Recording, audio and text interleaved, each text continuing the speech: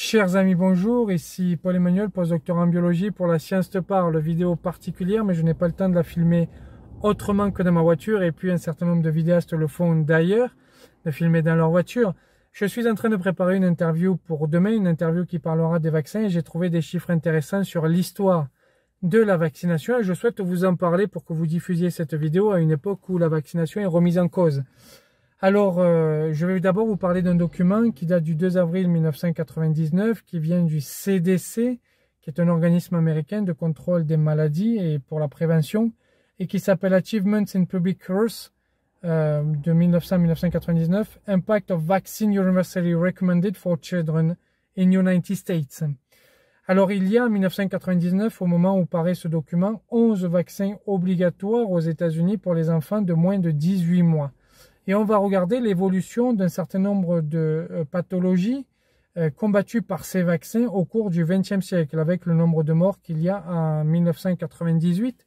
Et donc, je vais vous donner la date du brevet de ces vaccins, la moyenne de mortalité annuelle au XXe siècle, c'est une moyenne de mortalité annuelle aux États-Unis au XXe siècle. Et enfin, la mortalité en 1998, qui vous donnera le chiffre donc de diminution de cette mortalité grâce à la vaccination des plus jeunes. La variole, donc 1798 pour le vaccin. La moyenne de mortalité annuelle au XXe siècle aux États-Unis, c'est de 48 169. Et en 1998, il n'y a pas de mort, donc 5% de diminution grâce au vaccin. Diphtérie, le 1923 pour le vaccin. Moyenne de mortalité annuelle aux États-Unis au XXe siècle, 175 885. Un seul mort en 1998, diminution. Peu ou prou 200%, 99,999 et les brouettes. Coqueluche 1926, mortalité annuelle 147 271, mortalité en 1998 6 279, soit une diminution de 95,7%. Tétanos 1927, 1314 morts annuellement aux États-Unis, 34 en 1998, soit une diminution grâce au vaccin de 97,4%. Poliomyélite 1953 pour le vaccin, 16 316 morts annuellement aux États-Unis, en moyenne sur le XXe siècle, 0 en 1998, 100% de diminution grâce au vaccin. Rougeole 1963 pour le vaccin, 503 282 morts en moyenne annuelle au XXe siècle aux États-Unis, 89 en 1998, diminution de pratiquement 5% grâce au vaccin. Rubéole 1969 pour le vaccin, 47 745 morts annuellement en moyenne aux États-Unis au XXe siècle, 345 décès en 1998, soit une diminution de 99,3% grâce au vaccin. Quelques dates, quelques chiffres, et vous allez voir que le mouvement anti-vax naît dès le début de la vaccination.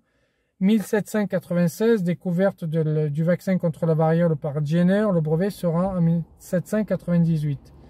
1840, il y a le UK Vaccination Act, qui est le premier acte de vaccination obligatoire dans le monde, qui est là contre la variole. 1869, première ligue anti-vaccination au monde, dont 29 années après le début de la vaccination obligatoire, qui est la Leicester Anti-Vaccination League, donc qui est aussi en Angleterre. 1882, création de la première ligue contre la vaccination obligatoire aux États-Unis. 1882. 1908, fondation de la Ligue américaine contre la vaccination. C'est-à-dire qu'en 1882, c'est contre la vaccination obligatoire. En 1908, c'est contre la vaccination tout court. Et la même année 1908, et l'histoire parfois joue des tours, il y a l'apparition du virus de cette fameuse grippe qui donnera la mal nommée grippe espagnole. Mais 1908, ce sont les premiers cas. 1953, vaccin contre la polio. 1967, l'OMS lance le programme d'éradication de la variole. Et 13 ans plus tard, en 1980, la variole est déclarée éradiquée. 1974, l'OMS crée le programme international de la vaccination. Et en 1974, la même année, l'histoire ici joue aussi des tours, formation de la première association des parents contre la vaccination, et ça se fait en Angleterre. 1988, lancement du programme d'éradication de la polio par l'OMS. 1994, la polio est déclarée éradiquée sur le continent américain. Et 8 ans plus tard, en 2002, la polio est déclarée éradiquée en Europe, soit 14 ans après le lancement du programme d'éradication de la polio par l'OMS.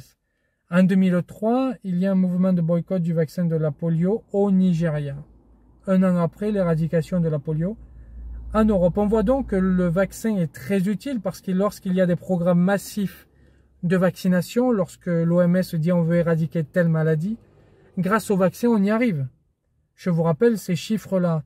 1967, il y a eu le lancement par l'OMS du programme d'éradication de la variole. Et 13 ans plus tard, en 1980, il n'y a plus de variole. En 1988, on a eu le lancement de même type de programme contre la polio. Et 6 ans plus tard, sur le continent américain, il n'y a plus de polio. Et 8 ans plus tard, 8 ans après le continent américain, il n'y a plus de polio en Europe. On voit donc le succès des vaccins et l'importance de la vaccination pour éradiquer des maladies. On voit donc aussi historiquement que l'antivax, les mouvements antivax naissent dès les premières heures de la vaccination, de la naissance de la vaccination et notamment de la naissance de la vaccination obligatoire. J'ai envie de vous dire, camarades, faites votre choix. L'éradication d'une maladie, d'une pathologie, d'un virus, ou alors on continue à vivre avec en soutenant les antivax, parce que c'est exactement ce qui va se passer. Depuis 2001, le CDC s'inquiète, et il y a un certain nombre de publications qui en parlent, du fait que, avec l'avènement d'Internet, en 2001, il y a déjà, en anglais, 300 sites anti-vaccination, à une époque où seuls 6,4 millions de Français ont accès à Internet. Le CDC nous dit que, avec l'avènement d'Internet et le fait que la planète entière soit connectée et que les antivax prennent de plus en plus de place sur les réseaux sociaux, nous n'arriverons plus à éradiquer des maladies. Il est donc impératif de combattre les idées fausses sur la vaccination et de combattre les mouvements anti-vax, parce que sans quoi des maladies existeront toujours qui pourraient être éradiquées. Je vous remercie de m'avoir écouté, c'est le message que je vais vous faire passer ce soir, c'est le message que je diffuserai lors de l'interview demain. Je suis désolé d'avoir filmé dans ces conditions, mais vous le savez, je suis postdoctorant, je m'occupe aussi de diverses organisations, je n'ai pas toujours le temps de faire des vidéos. Mais je la crois celle-ci importante. N'oubliez pas d'activer la cloche, surtout de la partager, de mettre un commentaire de ce que vous avez pensé. Et vraiment diffusez-la parce que je crois que le message est important. Vous avez les chiffres, vous avez l'historique. Je vous remercie, je vous dis à très bientôt, au revoir. N'oubliez pas de suivre le blog. Vous avez le lien en description. Et puis si vous voulez aider la chaîne, vous pouvez le faire sur Tipeee.